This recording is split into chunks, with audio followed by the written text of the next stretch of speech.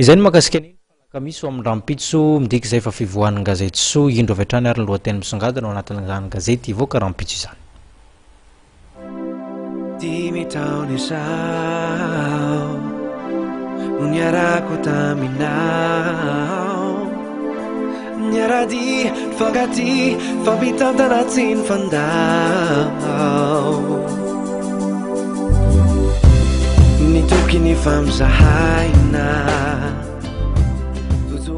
toy ny efa mahazatra antsika dia loha hevitra vaovao sy mahaliana indray no atolotra anao amin'ny gazety so.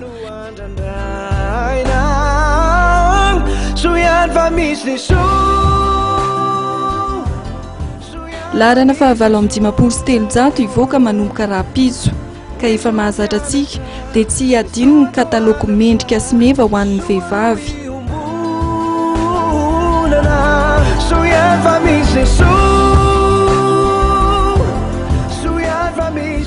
Eo ihany koa ny poketra lamaody sy ny fomba fitondrana azy ary ampahafantarina antsika fa eo amin'ny tovolo fa ny lavalava indray no izy.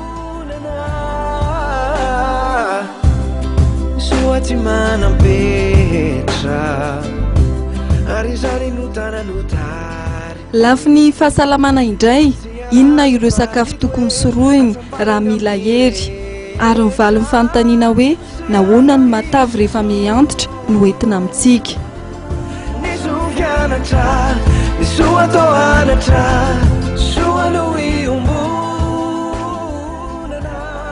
Raha miresaka hatsarana, ny vokatsoa eton'ny tantely eo amin'ny hatsaran-tarehy, ny fanosorana ny maskara no atorantsika.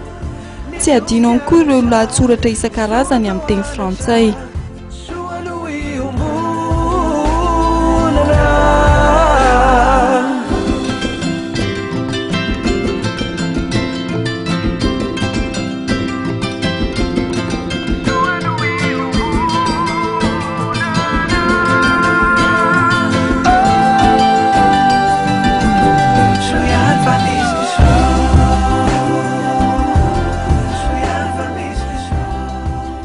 Aza donona raha ny maka ny anjara gazetinao dia ny rahampitso, ny gazety so laharana fahavalo amin'ny dimampolo sy telonjato.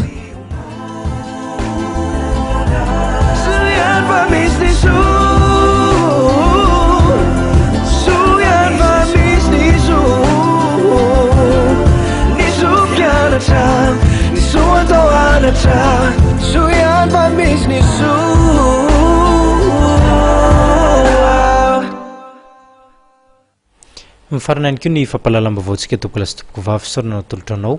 Naraka izany hatramin'ny farany ho amin'ny rahampitso mifampime fotoana hitondray isika veloma tompoko.